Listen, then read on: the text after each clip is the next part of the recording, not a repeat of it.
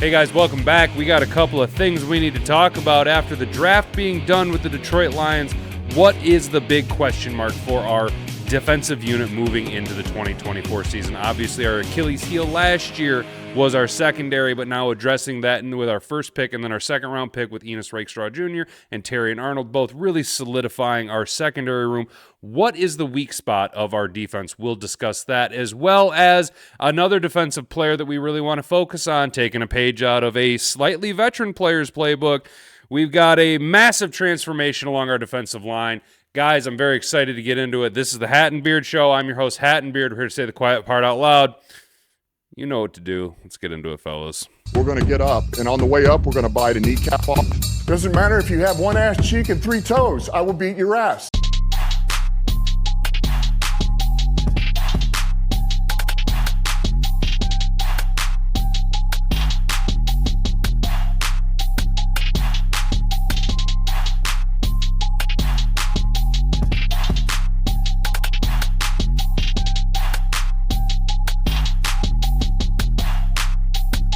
All right, guys, diving right into it here. We got Detroit Lions defense may have an unfixed Achilles heel. This coming to us from SideLionReport.com. We like what they do over there, guys. Go ahead and make sure to support Brad Berriman over there. I really like this article that he brought to the table here, brought to the conversation. We're going to go over it.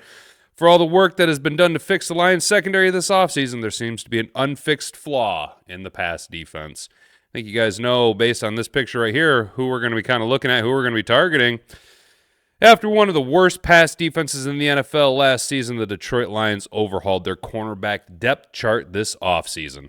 Carlton Davis, Amik Robertson, and two rookies, Terrion Arnold and Enos Rakestraw Jr., are all arguably better than any cornerback they had on the roster last season, which is true. We spent some money. We thought we had a nice free agent acquisition last year with Cam Sutton. And as the season progressed, we just noticed that Cam Sutton, although being a solid tackler, he just couldn't cover anything. I mean, he was just getting torched left and right. I felt like he couldn't get his hips around. He couldn't snap his hips around to turn and pursue the wide receiver. And then, of course, he decided to beat the shit out of his wife or girlfriend or whatever and catch a case that ended up getting him kicked off the team, which, we don't need any of that type of nonsense in our locker room, any type of that distractions, and honestly, it's just kind of shitty. So, after a lack pass rushing depth last season, the Lions' situation is looking even better. If adding a veteran edge rusher could still be on the radar, and the Lions' linebacking core looks deep and very good just a few years after looking pretty ugly. So, yeah, we did bring in Marcus Davenport from the Minnesota Vikings, and there is still probably some room, at least if you are a traditional GM, you're going to be looking to add a veteran edge rusher to complement Aiden Hutchinson and Marcus Davenport, because we haven't seen a whole lot out of Josh Paschal. Maybe this is the year where he takes an incredible jump and becomes a super highly productive pass rushing end for the Detroit Lions. Who knows if James Houston is going to ever bounce back and be what he once was for 8 games his rookie year at the back end of his rookie season. And, of course, I said right there, our linebacking core is looking deep and pretty good based on where we were when Brad Holmes and Motor City Dan Campbell came in to the Detroit Lions organization. We've taken significant leaps forward to producing better talent on the field. Derek Barnes took a huge step between last season and his what would be the 22 season and then 23 season. Alex Anzalone was getting torched the first year he was in Detroit. Every year he's been here, he's taken a slightly better step towards being a better linebacker. None of these guys, neither one of those two guys I just mentioned, are going to be your top flight, Ray Lewis type linebackers, right? They don't have Canton written on them. But what we do have is solid producing run-stopping linebackers that can help put a little bit of pressure on the quarterback if Aaron Glenn sends the house, which he had to do quite regularly last year because, again, without a second person to help Aiden Hutchinson put pressure on the quarterback, you have to drum up pressure from somewhere. So Aaron Glenn just started sending the house left and right. Continuing on, as expected, Lions are among the worst teams in the league last year, allowing production to wide receivers, especially outside wide receivers. Again, Cameron Sutton just getting torched all day long. Obviously, we were able to have a solid producing slot corner out of Brian Branch as a rookie. As a rookie, was able to just produce off the wall. And I mean, he's going to have his ceiling. Woo! That boy's ceiling just keeps getting higher and higher. I really like what we see out of Brian Branch. I expect to see elite play out of him this last season. So, oops, what did I do there? Oopsie. If the aforementioned offseason additions at cornerback don't fix it, it'll be a huge problem. If the pieces of what should be a very improved defense don't come together well, one obvious person will be feeling the heat. Well, yeah, that's true. So, yeah, we are taking a huge gamble on assuming that Carlton Davis and Amik Robertson are going to be productive players where they were, at the end of last season. And then with all the hype around Terrion Arnold and Enos Rakestraw, Enos Rakestraw was projected to be a first-round talent and fell to the second round for the Detroit Lions, and we had to just say, to hell with it all, we're just going to bolster our secondary and address an immediate problem, which I absolutely love. But continuing on, it says, does the Lions defense have an unfixed, exploitable flaw? Yes. Yes, they do. I really agree with this article. Maurice Moulton of the Bleacher Report drilled down to one of the roster flaws that could derail the 2024 Lions for each top Super Bowl contender. What did I just read? Drilled down one of the roster. Oh, gotcha. I have a terrible reading level here, fellas. For the Lions, it might be one that is easy to overlook because of all the hype around us, right? Intermediate pass coverage. Yeah. Intermediate. Right in the middle there. Think of how Hawk would have a heyday against us. Think about how tight ends were kind of eating against us in the middle of the field all season long, right? Linebacker Jack Campbell, a 2023 first-rounder, allowed 128.2 passer rating on 80.6% completion rate and 2 touchdowns in pass coverage last season. That's really bad. I know he was a rookie, right? But at Iowa, he was a good pass cover linebacker. In the NFL, he's a good rush defender so far, right? He sucks in pass coverage. He consistently looked out of position. Early on in the season, my boy looked scared. He had just kind of a little bit of I think he was playing with his brain too much, not enough with his body. Trying to overanalyze things and not just trusting his instincts and where the coaches would put him in a position to succeed. The Lions' veteran linebackers didn't make much of an impact on passing downs either. Alex Anzalone allowed a 97.2% passer rating and 2 touchdowns in coverage, while Derek Barnes didn't log a single pass breakup. But he did have the game-winning INT against the Buccaneers, right? So there's that. Don't be surprised if offensive coordinators attack the Lions' defense with tight ends and slot receivers to expose their coverage liabilities in the middle of the field. I see what you're saying about the middle of the field, but your slot wide receiver is going to have a hell of a day with Brian Branch now coming into his sophomore season and really elevating his play, at least if you follow the trajectory of what he was on come the end of last year. For what it's worth, Anzalone's Pro Football Focus grade of 66.1 was a top 35 among qualifying linebackers last year. He was also targeted at coverage 74 times during the regular season per PFF, and PFF marked him for 0 touchdowns and allowed his coverage during the regular season, but he did give up 1 in the playoffs. So Alex Anzalone, as I said right there, so he look at the difference between Alex Anzalone's right there's pass coverage. Gotcha. Oh, okay. Pro Football Focus coverage grade. I was reading that wrong. I'm ridiculous. So, I mean, he's covering okay, still giving up way too high of a passer rating. But, he did qualify as the top 25 among qualifying linebackers. Linebackers not necessarily your most productive in pass coverage. Still, 32 teams. You figure 3 starting linebackers per team, 32 times 3, 6'9", that's 96 players. Alex Anzalone coming in the top 35. That's the top third. I mean, that's pretty good, right? For a guy who was washed up and dejected out of New Orleans and came here with Aaron Glenn on a whim to help rebuild the Lions and was supposed to be a bridge player, now signed a second contract with the Detroit Lions and is going to be the green dot more likely for the defense moving forward for at least the next year or two. Clearly calling the shots. I mean, he played with the busted up thumb, ended up having his kid. His parents were trapped over in Israel, and he still managed to produce, be a dude, be a solid dude, take care of business, do everything he needs to be, came back early from injury, played with a cast on his hand. The guy is a Brad Holmes and Dan Campbell type dude. You love Alex Anzalone. Continuing on, Jack Campbell did really struggle in coverage last year with a 35.3 PPF grade, 76th out of 77 qualified linebackers.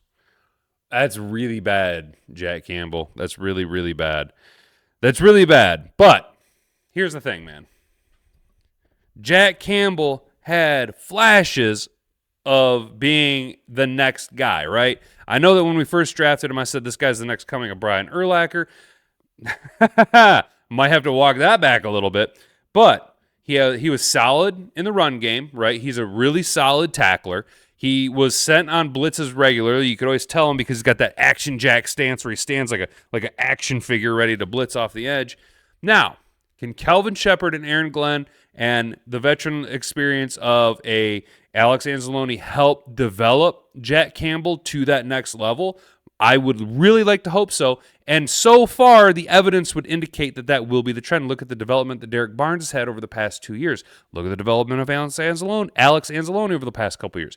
Jack Campbell should develop his pass rush or his pass coverage abilities between this during the offseason, between last season and this upcoming season. I do expect him to be a more crucial role moving forward for the Detroit Lions in our defense. I unfortunately, this will come at a diminished role for what was already a very diminished role in Malcolm Rodriguez. I would like to see Alex Anzalone being our primary linebacker, and maybe if his pass coverage ability can exceed where it was last year and maybe overtake Derek Barnes as your primary starting two linebackers. Obviously, we run more of a 4-2-5 style, not really starting three linebackers, more of a two linebacker system. And I think Jack Campbell can develop into that, okay? I think all signs point to him taking a huge leap next year because he was relatively quiet this last offseason, and we know that over the offseason, Brad Holmes and Dan Campbell specifically target and draft and get guys who develop, who spend all of their time thinking about ball, wanting to play ball, how can they better themselves at playing ball. And I think Jack Campbell is exactly that guy. I expect super big things out of Jack Campbell his sophomore year. G.I. Joe will return after these messages. Okay, 3, 2, 1, it's jam. Hey, don't be a jive turkey. Like, comment, subscribe down below. Or don't. I'm no punk bitch. I ain't no punk bitch neither. I'm no I'll punk come back there bitch. and knock that Now, back to G.I. Joe. All right, next up, coming to us from Sports Illustrated, your boy Brodric Martin showing up to OTAs. Showing up, looking lean, almost looking Aleem McNeil skinny. Your boy, Brodric after having a less than stellar rookie season, he's big. He's a big boy. He's out of Western Kentucky. So you had a big boy out of a small school. Clearly wasn't quite where the Lions needed him to be. He was available, but consistently a healthy scratch, right? Let's check this out. Brodric Martin. Look at this bad boy. Woo! Brodric Martin. Who is this guy? Who is that guy? Who is that? Look at that. Oh, man. Brodric Martin looking lean and mean and a killing machine. This coming to us from Sports Illustrated. Perhaps no one from the Detroit Lions 2023 draft class enters 2024 season with more to prove than defensive lineman Brodric Martin. You think of how this cat must feel, right? I mean, he was taken in the third round, so third rounds are kind of whatever, and especially Brad Holmes, who likes to deal them third-round picks away. But you had Brian Branch, who in his very first NFL game ended up having a play so important against the defending Super Bowl champs on opening night that his jersey and ball and picture of the play are forever immortalized in Canton, Ohio, the NFL Hall of Fame, right? You have Jack Campbell, who, although we just spent the last few minutes kind of running him after him a little bit, saying how his rookie season wasn't that productive, he still played a lot. He was a contributing member of the defense and a crucial role player for the Detroit Lions 2023 defense, which ended up seeing us go all the way to the NFC title game. And then in the third round, you got good old Brodric Martin, who just kind of dudded all over the place, right? It wasn't very. I mean, his availability was there, but his productivity wasn't there, right? Martin, the Lions' second of 2 third-round picks a year ago, number 96 overall, spent the majority of his rookie campaign on the inactives list. Yes, as a healthy scratch. Yes. The Western Kentucky product suited up for only 3 games and made a minimal impact. He finished the season with just 3 total tackles and a 57.1 overall Pro Football Focus grade. That is not very good, especially in our defense where, we've seen Liam miss a good amount of time with a back injury there towards the back third of the season, right? So that could have been your chance, Brodric Martin, to come in and make a bunch of plays, but we ended up seeing Tyson Alualu get signed. We ended up seeing Benito Jones get a lot more run. Hell, I think at that point we would have gone more with a Levi Onwuzurike if his availability was even halfway there before we went with a Brodric Martin. But the 2023 season was very much developmental for one of the small school talent. He spent the bulk of it learning how to play the defensive line at the NFL level. Quote, man, just coming back from where he did in college and understanding exactly how he has to play in the league. The one thing I think that he has an issue with early was just being able to use his hands and understand how to use his hands. That was coming from Aaron Glenn, the defensive coordinator, said about Brodric Martin. And, man, I tell him in practice he's going to do a really good job of that. I mean, before practice, after practice, those are things that Brodric is doing a really good job getting himself on the field. And then, other than that, man, I'm a big believer in D linemen being able to have that lateral agility. He's working his butt off and trying to work on things to do. That lateral agility basically is exactly what I've been saying this entire time, that our defense lateral agility, a.k.a. we like hyper-athletic defensive linemen that we can play all over the place because I'm Aaron Glenn and I like to have a toolbox full of players that I can put into wherever I want. Yeah, I want to take John Kaminsky and I want to move him from the inside to the outside, from the outside to the inside. I want Lee McNeil to shave down 15, 20 pounds so that I can make a traditional nose guard, now a one-tit technique, right? Like, let's go. We love these hyper-athletic defensive linemen. Aiden Hutchinson, let's go. Let's go. Coming out of college, Brodric Martin was a 6'5", 330-pound lineman, profiled as a run-stuffing presence along the interior of the defensive line. He played a total of 5 collegiate seasons, first year coming at North Alabama. He transferred to Western Kentucky for his final 2 years. With the Hilltoppers, he had 62 tackles, 6 for loss, 4 sacks, so he's not really a pass-rushing guy. Clearly, the tag of a run-stuffing defender was kind of a reason there because, 6 tackles for a loss and 4 sacks. That doesn't scream Warren Sapp intimidation from the interior defensive line numbers, but what that does show me is that the guy's a big body playing in a smaller conference, right? Heading into 2024 campaign, Martin is expected to make a bigger impact. The immense-sized lineman has dedicated himself to getting into better playing shape this offseason and has visibly reshaped his body. To get a glimpse of Martin's physical transformation, holy shit. Woo! That was last year, all right? This picture on the left here where he's got the helmet and gear on, that was last year training camp. Look at that belly. Look at my boy's belly. No, look at this lean, mean killing machine. Oh, Brodric Martin. My guy.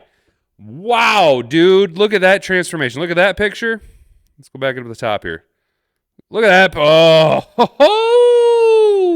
Oh, wow, dude. Bruv. Oh, the NFL. Oh. The NFL, the NFC North. Ooh, buddy. Brodric Martin's about to put y'all on notice. Look the fuck out. Holy shit, man. Dude, no wonder we didn't even go after a defensive tackle. Oh, my God. I mean, yeah, Mekhi Wingoon later on in the draft, but, like, we could have gone after a guy in the first round, second round, right? Wow, Brodric Martin. What is that? 25 pounds? I bet this dude's under 310 right now. I bet you he's down 310, maybe 315. 6'5". Holy shit, man. In Martin's eyes, he's taking a page out of fellow defensive lineman Liam McNeil's playbook. Yo, Liam made that exact same transformation between his rookie year and his sophomore season. And the production came tenfold with it, right? Liam McNeil went from being just this big, wide, fat ass in the middle to a presence that complements an Aiden Hutchinson, that you can build and bolster your defense around, who you can stop the run knowing that this anchor in the middle is going to be there.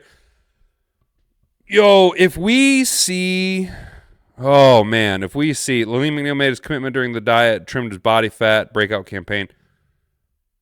If Brodric Martin can have that same kind of transformation and productivity moving forward, DJ Reader is nothing more than a mentor at that point. Yeah, he'll play, he'll get the starts and stuff, but his presence there to help develop Lalim McNeil, Makai Wingu, and now Brodric Martin, who's clearly committed himself to playing the game, who's clearly decided that this is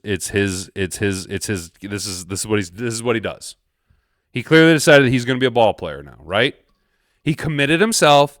He lost a bunch of weight. The big transformation he made, Martin said, Lalim's physical transformation last season via Detroit Lions going into year 3 was a huge transformation for him. Obviously made him a better player. So it's something I'm definitely going to go and try and hone into. So he watched, he learned, he listened. He watched players who are having successful careers. He listened to the coaching staff and how they developed this player. And they said, we will do this with you. Listen to us. Do what we tell you. We will put you in a position to succeed. We will give you all the tools necessary to become a successful defensive lineman. All you need to do is listen to us, do what we say, and then apply your natural God-given skills and abilities. Martin, who logged a total of 28 snaps in Detroit Lions, has a chance of having a bigger role to Detroit's offensive line this offseason. Obviously, he won't cut into Lalim McNeil's productivity or DJ Reader's snap counts, but having a weapon like this as a rotationary player means more productivity out of Lalim McNeil and DJ Reader. Means you don't worry about when those guys come off the field. Means that you pair him with a Makai Wingoon, and now you have a seriously aggressive rotationary defensive interior line. Even if Levi Enrique were to somehow get better and be a productive member, then you were talking about one of the sickest, most terrifying interior defensive line rooms in the entire NFL. Brodric Martin. I am so happy to see you taking these steps. It tells me that not only are you committed, but again, I keep coming back to it time and time again. Brad Holmes knows how to pick the right guys upstairs who mentally know what they're doing, who are mentally here to play the game, who are mentally here to play ball, who are committed to playing ball and winning for the Detroit Lions. Obviously, Brodric Martin was still a player drafted before we were in the NFC Championship game, so he was still in that we are here to right the ship. You are one of the focal points. You could be a cornerstone of this program moving forward, right? Now it'll be a little bit different. Now we want to get on the winning team. Now we want to play for the winners, not be the change that we've seen it. Now, Terry Arnold's excited to come here. Enos Rakestraw Jr. is excited to come here. Brodric Martin maybe wasn't the most excited individual to come to the Detroit Lions, right? Because at the time we still wore the SOL. Not anymore. We're not. We got guys like Brodric Martin following in the footsteps of the cornerstone players who were originally brought in to change things. Lalim McNeil, Brodric Martin following suit, doing the exact same things that he's seen be successful for Lalim McNeil, replicating it. This is awesome. This is awesome for so many levels, for the individual, for the team, for the organization. It's just a ripple effect. It shows everything. And I don't know how many more times I can say this isn't the same old Lions anymore, but this is something awesome because it speaks to the culture of the Detroit Lions, Brad Holmes, Dan Campbell, and everything that we're doing here in Detroit. Oh, man, that was awesome. Guys, if you made it this long, I really do appreciate it. It's the offseason. It's the middle of the offseason. There isn't a whole hell of a lot to talk about. We are really slogging through here. I mean, I'm talking about Jack Campbell and Brodric Martin in hypotheticals at this point, right? And that's all the offseason really is a bunch of hypotheticals, but I'm here to get hype on it. Guys, look, if you are itching for some football action, you're a little late to the game now, but there's still a week or two of the regular season, and then there's the playoffs and the championship game. But I tell you what, the UFL is really, really entertaining.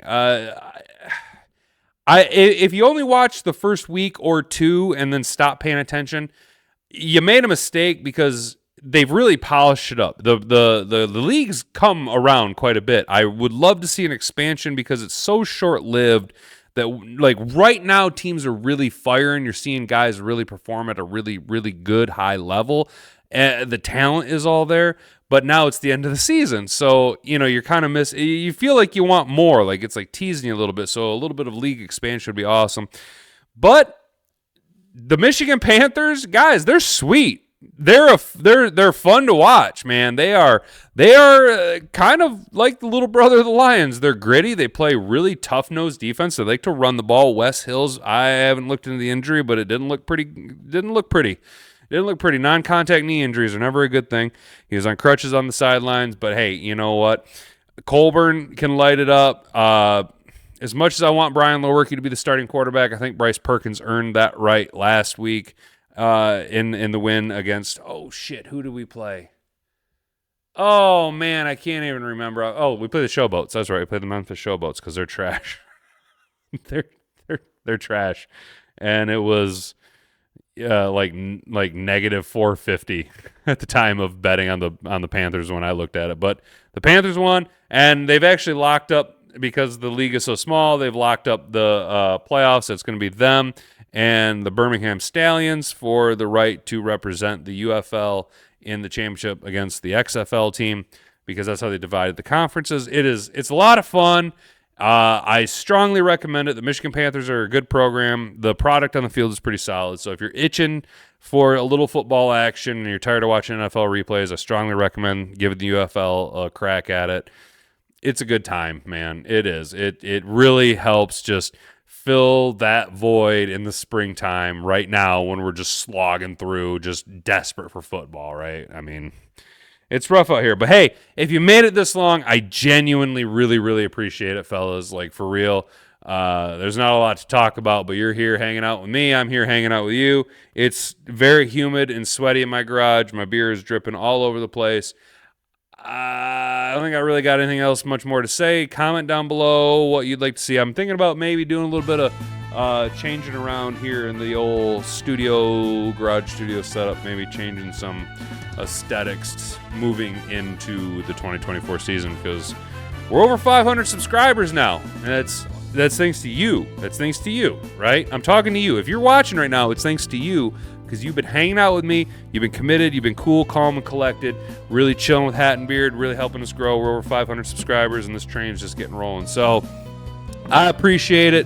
Try and have a good rest of your week, fellas. It's Memorial Day weekend coming up, so do all that stuff. Remember what it's there for. Respect, the people that came before you and all that jazz. Just try to remember where you come from and all of the struggles that literally every ancestor you've ever had throughout the entire history of humanity, the struggles they have gone through, the ups and downs, the joys, right, the despairs, they all went through something to get you here, right? And sometimes it's kind of crazy to just think about that kind of shit and cast a little bit of respect for those who came before you. So yeah, anyway, that's going to do it for me. I've been Hat and Beard. You've been an attentive audience. Stay out of trouble. Don't do anything I wouldn't do. Keep your stick on the ice. If you doesn't find it handsome, at least you find it handy.